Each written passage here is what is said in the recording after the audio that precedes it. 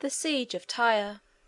The city of Tyre stood on a small island 3 or 4 miles in diameter on the eastern shores of the Mediterranean Sea.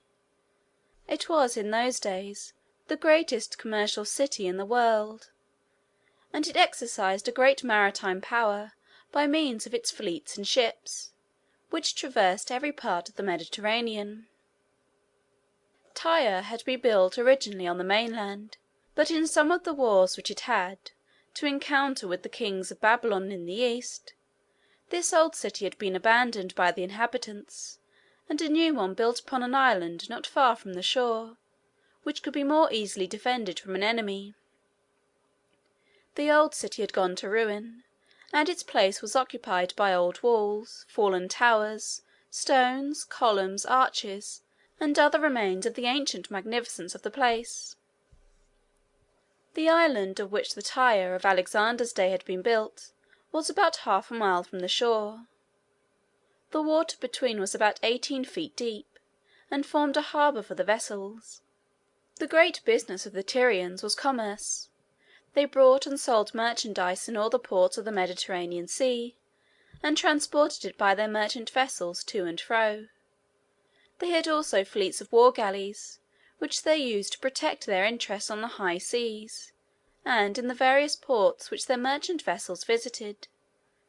They were thus wealthy and powerful, and yet they lived shut up upon their little island, and were almost entirely independent of the mainland. The city itself, however, though contracted in extent on account of the small dimensions of the island, was very compactly built and strongly fortified, and it contained a vast number of stately and magnificent edifices, which were filled with stores of wealth that had been accumulated by the mercantile enterprise and thrift of many generations. Extravagant stories are told by the historians and geographers of those days, in respect to the scale on which the structures of Tyre were built. It was said, for instance, that the walls were 150 feet high. It is true that the walls rose directly from the surface of the water, and of course a considerable part of their elevation was required to bring them up to the level of the surface of the land, and then, in addition to this, they had to be carried up the whole ordinary height of a city wall, to afford the usual protection to the edifices and dwellings within. There might have been some places where the walls themselves, or structures connected with them, were carried up to the elevation above named, though it is scarcely to be supposed that such could have been their ordinary dimensions. At any rate, Tyre was a very wealthy and magnificent and powerful city, intent on its commercial operations, and well furnished with means of protecting them at sea, but feeling little interest and taking little part in the contentions continually arising among the rival powers which had possession of the land.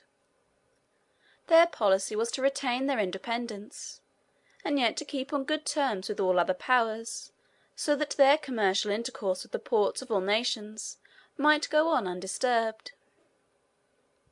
It was, of course, a very serious question with Alexander, as his route now lay through Phoenicia, and in the neighbourhood of Tyre, what he should do in respect to such a port. He did not like to leave it behind him and proceed to the eastward, for, in case of any reverses happening to him, the Tyrians would be very likely to act decidedly against him, and their power on the Mediterranean would enable them to act very efficiently against him on all the coasts of Greece and Asia Minor. On the other hand, it seemed a desperate undertaking to attack the city. He had none but land forces, and the island was half a mile from the shore. Besides, its enormous walls rising perpendicularly out of the water,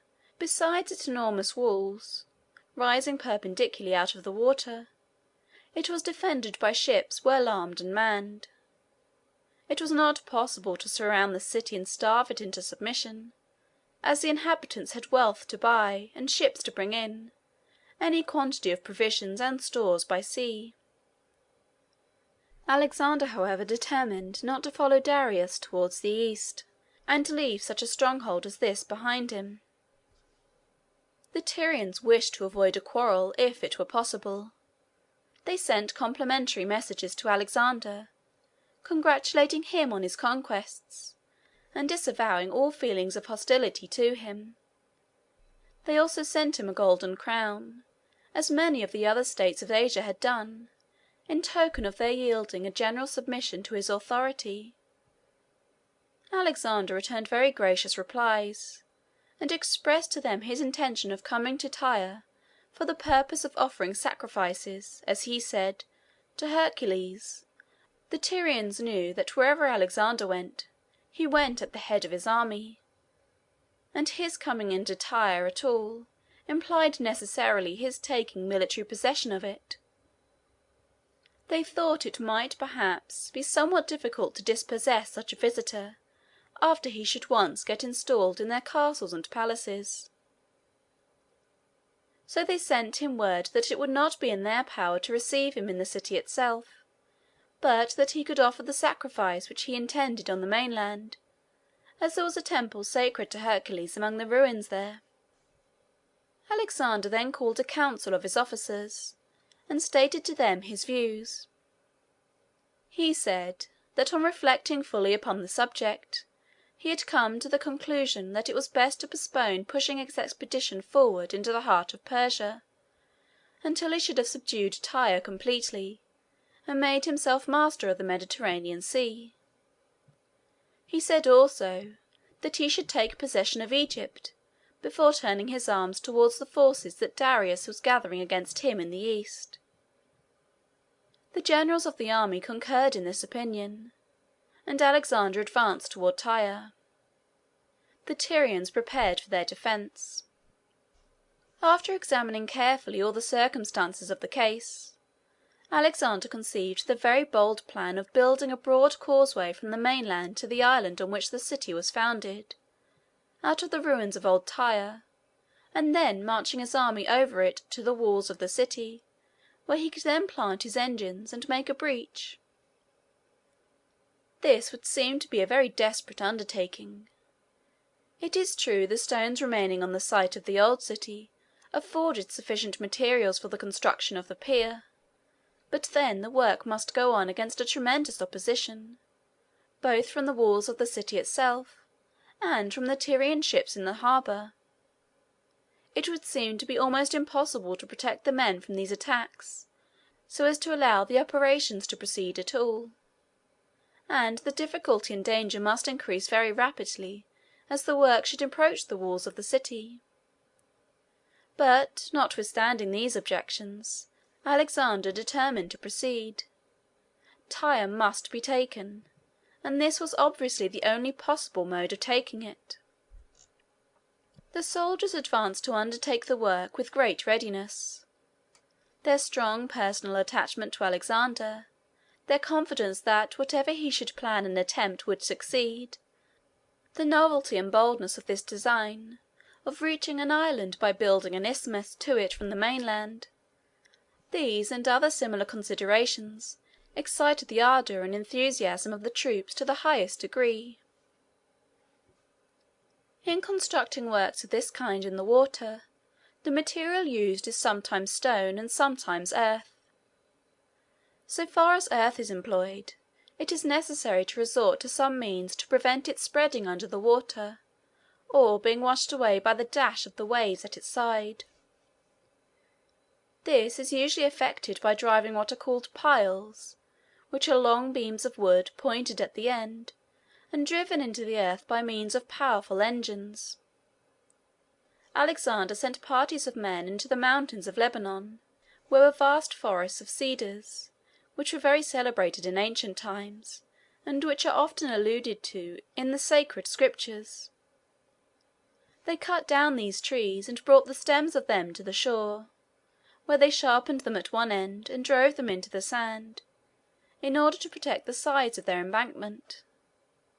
Others brought stones from the ruins and tumbled them into the sea in the direction where the pier was to be built.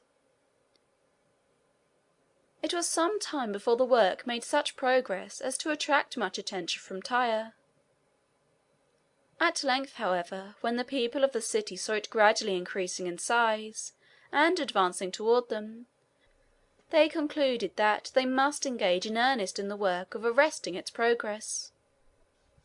They accordingly constructed engines on the walls to throw heavy darts and stones over the water to the men upon the pier.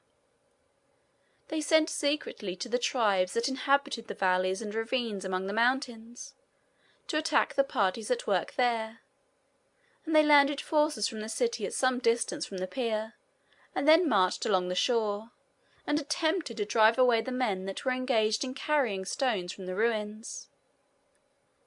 They also fitted up and manned some galleys of large size, and brought them near to the pier itself, and attacked the men who were at work upon it, with stones, darts, arrows, and missiles of every description. But all was of no avail. The work, though impeded, still went on. Alexander built large screens of wood upon the pier, covering them with hides which protected his soldiers from the weapons of the enemy, so that they could carry on their operations safely behind them. By this means the work advanced for some distance further. As it advanced, various structures were erected upon it, especially along the sides and at the end toward the city. These structures consisted of great engines for driving piles, and machines for throwing stones and darts, and towers carried up to a great height, to enable the men to throw stones and heavy weapons down upon the galleys which might attempt to approach them. At length the Tyrians determined on attempting to destroy all these wooden works by means of what is called in modern times a fire-ship. They took a large galley and filled it with combustibles of every kind. They loaded it first with light dry wood, and they poured pitch and tar and oil over all this wood to make it burn with fiercer flames. They saturated the sails and the cordage in the same manner, and laid trains of combustible materials through all parts of the vessel, so that when fire should be set in one part, it would immediately spread everywhere, and set the whole mass in flames at once. They towed this ship on a windy day, near to the enemy's works, and on the side from which the wind was blowing. Then they put it in motion toward the pier at a point where was the greatest collection of engines and machines, and when they had got as near as they dared to go themselves, the men who were on board set the trains on fire, and made their escape in boats. The flames ran all over the vessel with inconceivable rapidity. The vessel itself drifted down upon Alexander's works, notwithstanding the most strenuous exertions of his soldiers to keep it away. The flames and engines, and the enormous and complicated machines which had been erected, took fire, and the whole mass was soon enveloped in a general conflagration. The men made desperate attempts to defend their work, but all in vain. Some were killed by arrows and darts, some were burned to death, and others in the confusion fell into the sea. Finally the army was obliged to draw back, and to abandon all that was combustible in the vast construction they had reared, to the devouring flames. Not long after this, the sea itself came to the aid of the Tyrians. There was a storm, and, as a consequence of it, a heavy swell rolled in from the offing, which soon undermined and washed away a large part of the pier. The effects of a heavy sea on the most massive and substantial structures, when they are fairly exposed to its impulse, are far greater than will be conceived possible by those who had not witnessed them. The most ponderous stones are removed, the strongest fastenings are torn asunder, and embankments the most compact and solid are undermined and washed away. The storm in this case destroyed in a few hours the work of many months, while the army of Alexander looked on from the shore, witnessing its ravages in dismay. When the storm was over, and the first shock of chagrin and disappointment had passed from the minds of the men, Alexander prepared to resume the work with fresh vigour and energy. The men commenced repairing the pier and widening it, so as to increase its strength and capacity. They dragged whole trees to the edges of it, and sunk them, branches and all, to the bottom, to form a sort of platform there to prevent the stones from sinking into the slime.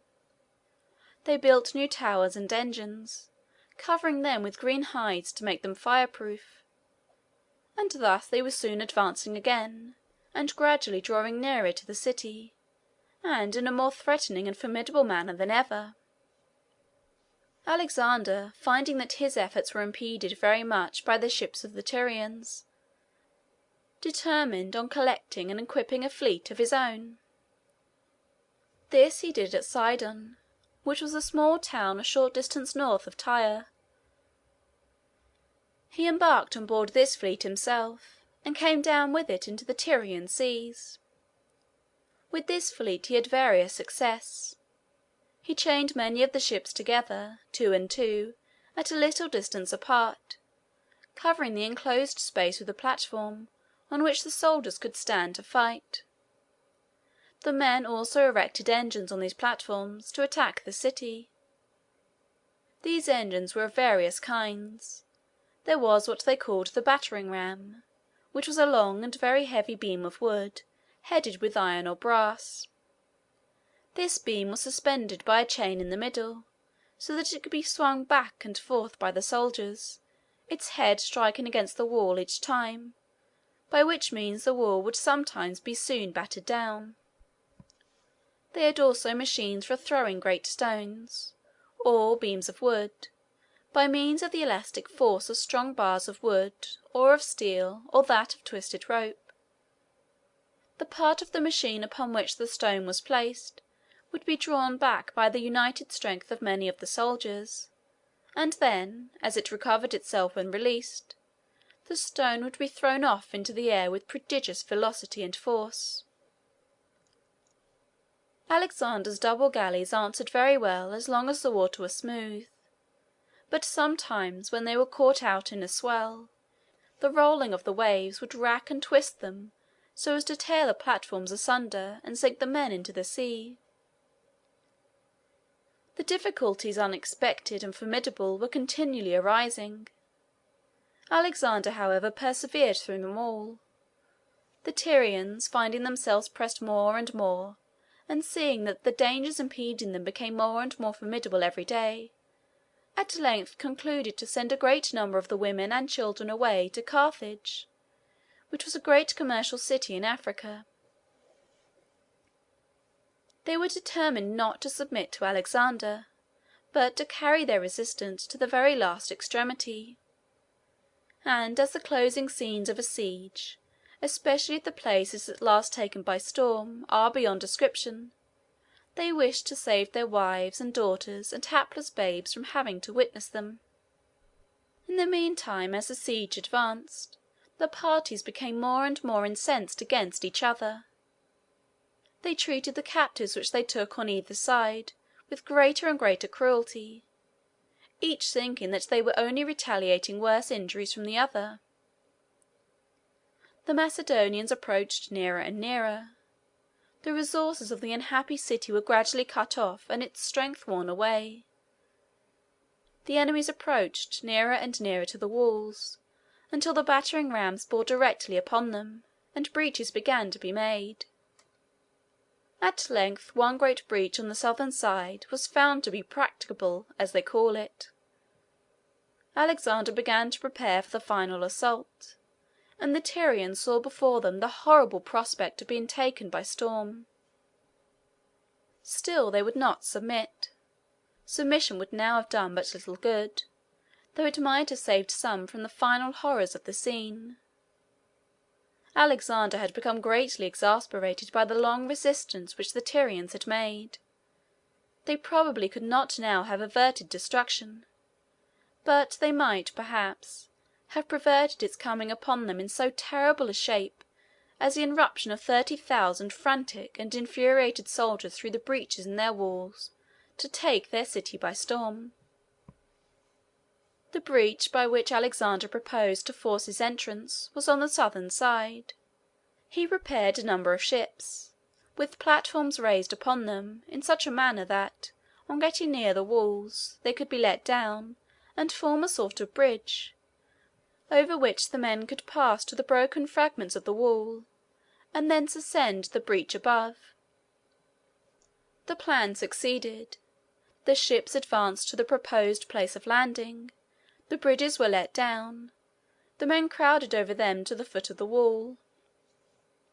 They clambered up through the breach to the battlements above, although the Tyrians thronged the passage and made the most desperate resistance.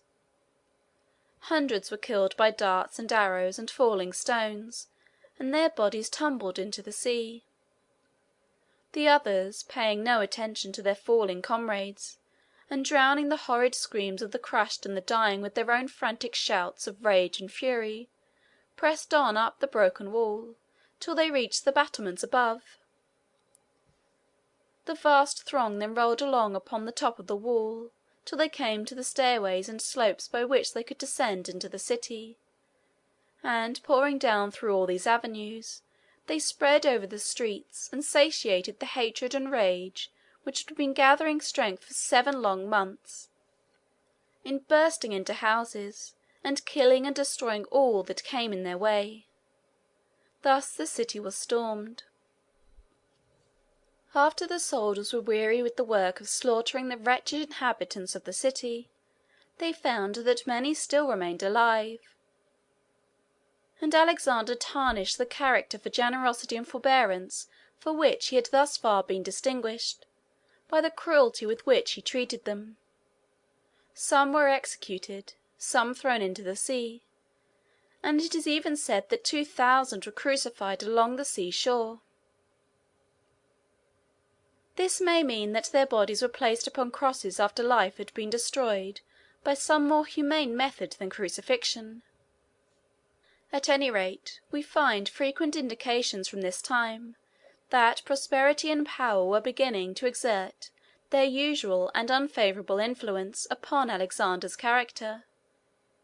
He became haughty, imperious, and cruel. He lost the modesty and gentleness which seemed to characterize him in the earlier part of his life, and began to assume the moral character, as well as perform the exploits, of a military hero.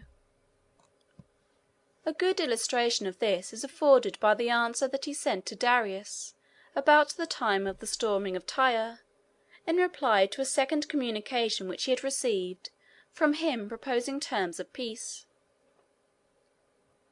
Darius offered him a very large sum of money for the ransom of his mother, wife, and child, and agreed to give up to him all the country he had conquered, including the whole territory west of the Euphrates. He also offered him his daughter Statira in marriage. He recommended to him to accept these terms, and be content with the possessions he had already acquired; that he could not expect to succeed, if he should try, in crossing the mighty rivers of the East, which were in the way of his march toward the Persian dominions. Alexander replied that if he wished to marry his daughter, he could do it without his consent. As to the ransom, he was not in want of money. In respect to Darius's offering to give him up all the west of the Euphrates, it was absurd for a man to speak of giving what was no longer his own. That he had crossed too many seas in his military expeditions, since he left Macedon, to feel any concern about the rivers that he might find in his way, and that he should continue to pursue Darius wherever he might retreat in search of safety and protection, and he had no fear but that he should find and conquer him at last. It was a harsh and cruel message to send to the unhappy monarch whom he had already so greatly injured. Parmenio advised him to accept Darius's offer. "I would," said he, "if I were Alexander." "Yes," said Alexander, "and so would I, if I were Parmenio." What a reply from a youth of 22 to a venerable general of 60, who had been so tried and faithful a friend, and so efficient a coadjutor, both to his father and to himself, for so many years! The siege and storming of Tyre has always been considered one of the greatest of Alexander's exploits. The boldness, the perseverance, the indomitable energy which he himself and all his army manifested, during the 7 months of their Herculean toil, attracted the admiration of the world. And yet we find our feelings of sympathy for his character and interest in his fate somewhat alienated by the indications of pride, imperiousness, and cruelty which began to appear. While he rises in our estimation as a military hero, he begins to sink somewhat as a man. And yet the change was not sudden. He bore during the siege his part in the privations and difficulty which the soldiers had to endure, and the dangers to which they had to be exposed he was always willing to share. One night he was out with a party upon the mountains. Among his few immediate attendants was Lysimachus, one of his former teachers, who always loved to accompany him at such times. Lysimachus was advanced in life and somewhat infirm, and consequently could not keep up with the rest in the march. Alexander remained with Lysimachus, and ordered the rest to go on. The road at length became so rugged that they had to dismount from their horses and walk. Finally they lost their way, and found themselves obliged to stop for the night. They had no fire. They saw, however, at a distance, some campfire blazing which belonged to the barbarian tribes against whom the expedition was directed. Alexander went to the nearest one. There were 2 men lying by it, who had been stationed to take care of it. He advanced stealthily to them and killed them both, probably while they were asleep. He then took a brand from their fire, carried it back to his own encampment, where he made a blazing fire for himself and Lysimachus, and they passed the night in comfort and safety. Each reader must judge for himself. One thing is certain, however, that there are many military heroes of whom such stories would not be even fabricated,